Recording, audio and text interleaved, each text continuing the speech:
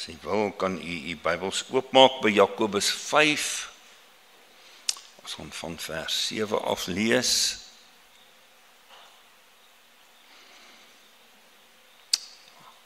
Die 2020 vertaling gaan hier op die bord wees. Kom ons sluit ons oor en bid ons saam.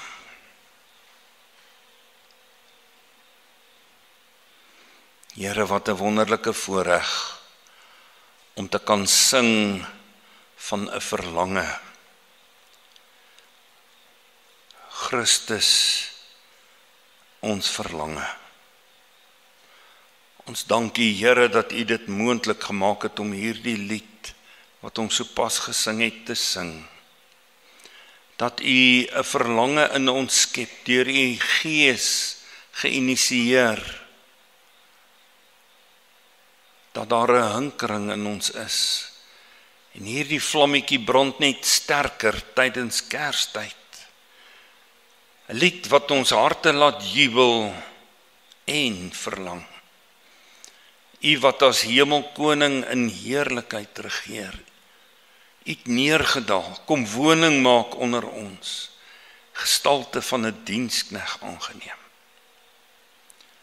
En soos die herders daar in die veld daardie nag, het ons in U 'n herder gevind.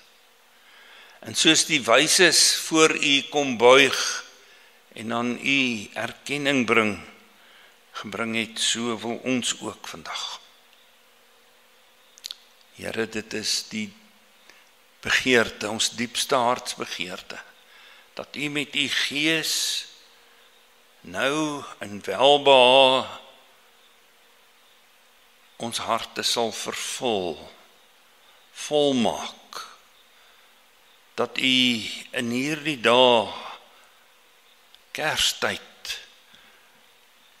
ons harte so sal volmaak, dat dit oorloop van hoop, van vreugde, van vrede.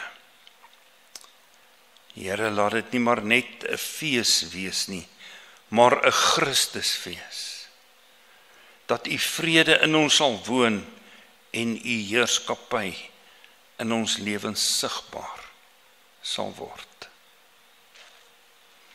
Here, ons bid dat U ons harte sal staal, dat ons sal sterk wees in ons verwagting, dat ons soos kinders met Hosanna sal koning ontmoet, ook reg sal wees wanneer ons koning kom om hom te ontmoet.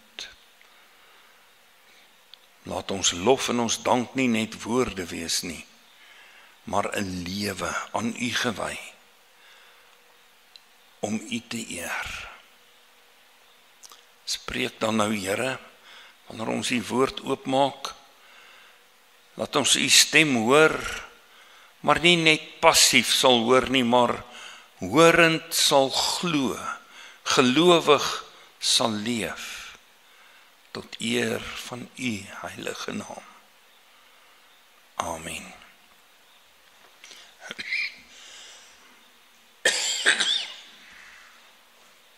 Jakobus 5 vers 7. Wees geduldig, broers, tot en met die wederkoms van die Here. Kyk, die landbouer wag met geduld op die waardevolle opbrengs van die aarde, tot die vroeë en die late reëns geval het. Wees dan geduldig, staal julle harte, want die wederkoms van die Here is naby. Moenie oor mekaar kla nie, broers, sodat julle nie geoordeel word nie. Kyk, die regter staan voor die deur. Neem as voorbeeld van lyding en geduld, broers, die profete wat in die naam van die Here gepraat het. Kyk, ons beskou hulle wat volhard as gelukkig. Julle het gehoor van Job se volharding en julle het die Here se einddoel met hom gesien en dat die Here vol medelee en ontferming is. Tot daar ons skriflesing. Advent en Kerstyd is 'n tyd waarin ons 'n bietjie tot stilstand kom. Die meeste van die besighede, groot besighede, firmas, het nou gister hulle finale dag van die jaar, werksdag gehad, en hulle is toe tot begin van Januarie. Dit is 'n tyd waarin alles en almal 'n bietjie stadiger begin leef, en 'n bietjie begin terugdink aan wat die jaar ingehou het. Ook in ons as gelowiges se lewens, ons geestelike lewe, dink ons terug aan daardie dag toe Jesus gebore is, sy eerste koms. En daarmee kyk ons ook saam vorentoe na sy wederkoms. Hy het nie net gekom nie, hy kom weer.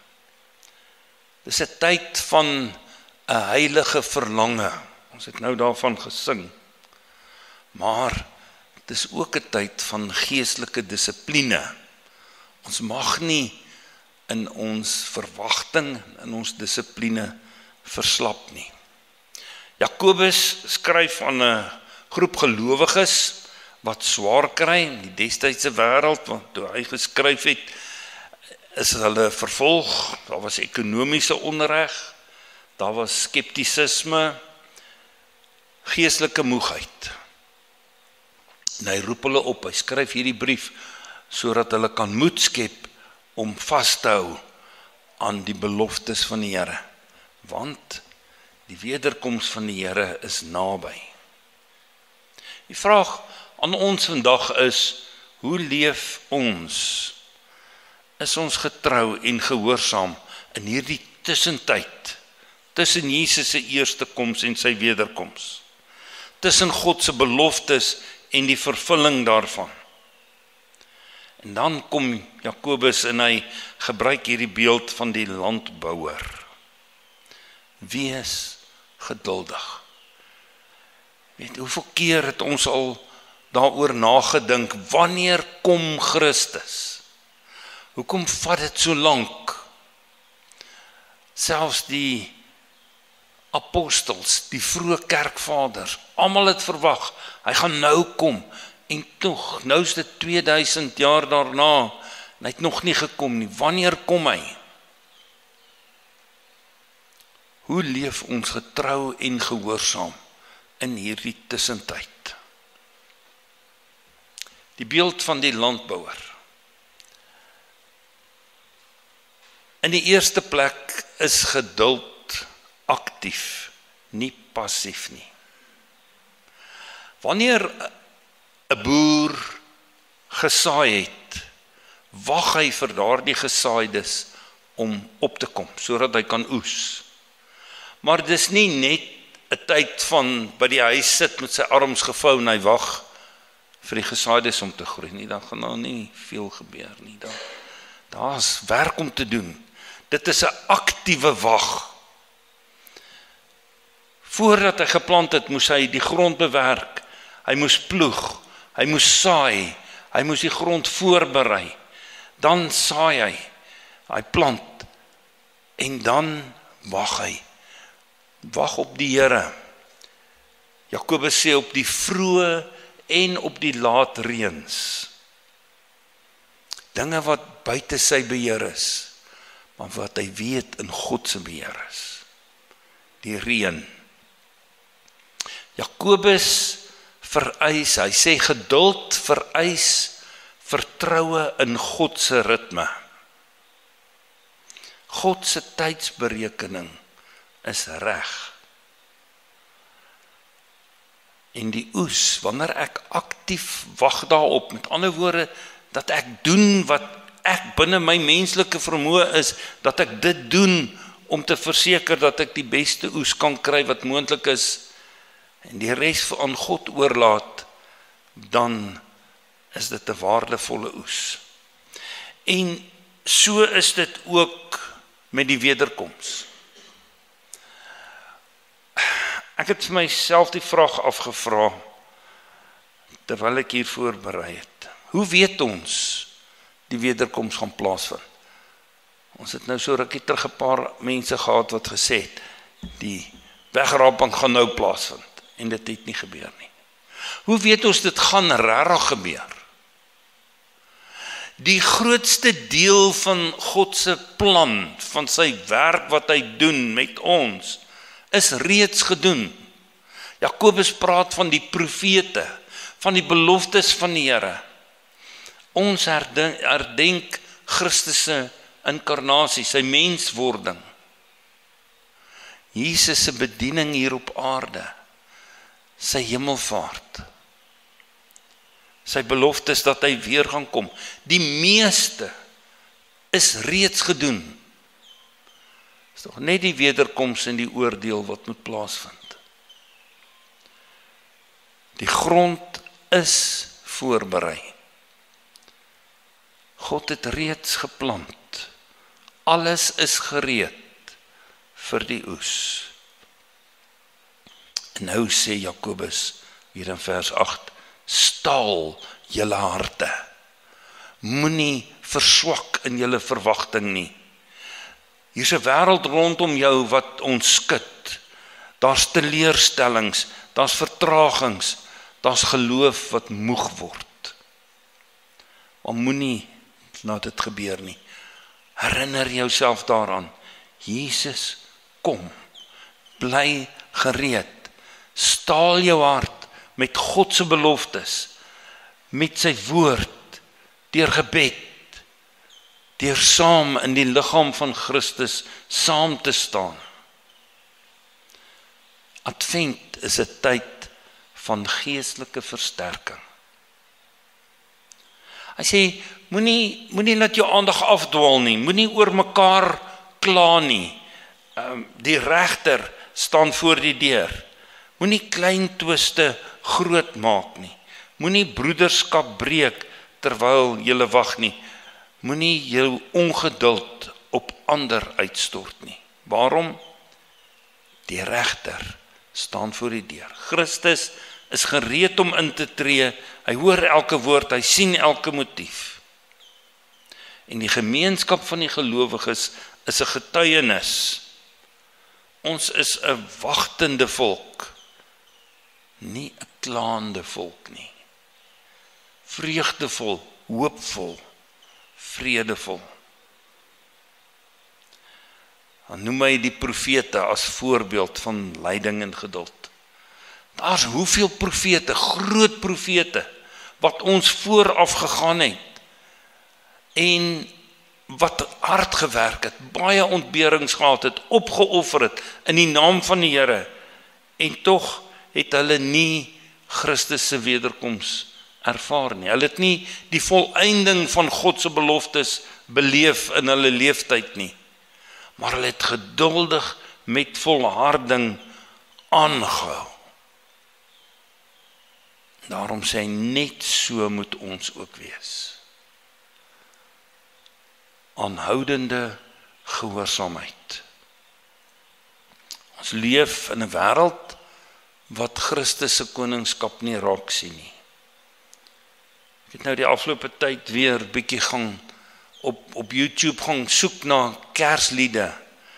En ek het gekyk na Kersopvoerings en so aan wat deur baie van die kunstenaars gedoen word. En daar is soveel liede wat maar net van die bly wees en die liggies en die kersboompies en die goedjies sing, maar nie werklik van Christus nie.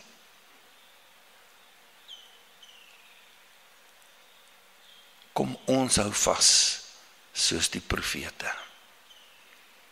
Bly getrou, dra God se lig. En dan kom hy hier in vers 11 en hy noem Job as 'n voorbeeld.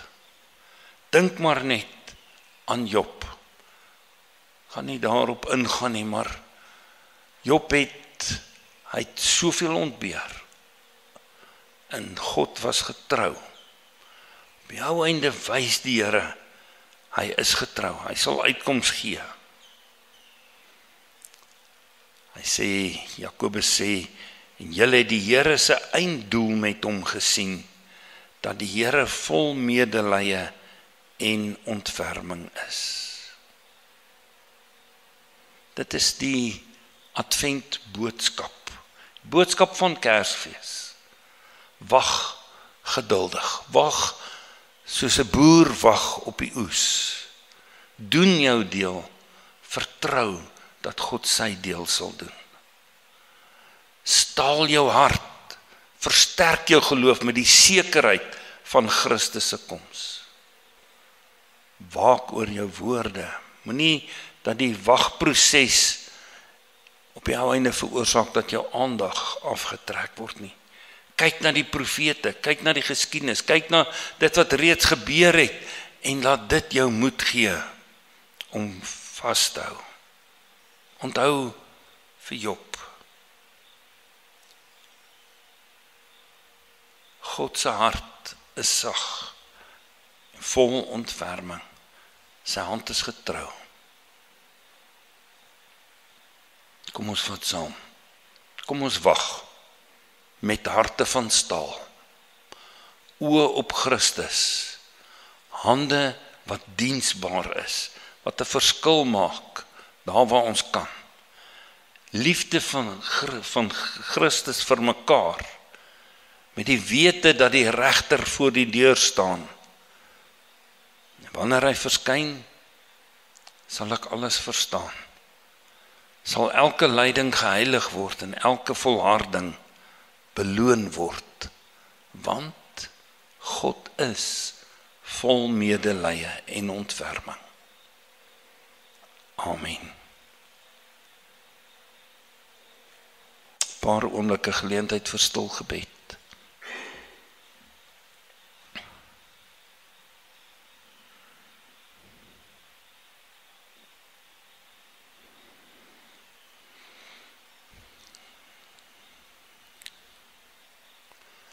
Here, daar is soveel wat ons kan sê, soveel wat ons kan vra. Dankie dat U vanoggend opnuut gekom het en ons kom sterk maak het in ons geloof. Dat U ons opnuut weer kom bemoedig het. Here, aan die begin van hierdie diens het ons gesing van ons verlange na U. Ons behoefte om in U teenwoordigheid te wees. Dankie dat U ons akkommodeer, dat U ons verstaan, dat U ons nader trek, dat U inisiatief neem daarin om ons styf teen U vas te hou. Dankie Here dat U in hierdie tyd waarin daar blydskap is, tyd waarin daar met groot vreugde by mekaar gekom word, elkeen van ons omstandighede ken, en dat U ons bewus hou van U teenwoordigheid, die kind van Bethlehem, die baba, die man van Nasaret, die koning oor die heelal. Dankie Here dat ons in hierdie tyd tussen U menswording en U wederkoms kan nuwe moed skep.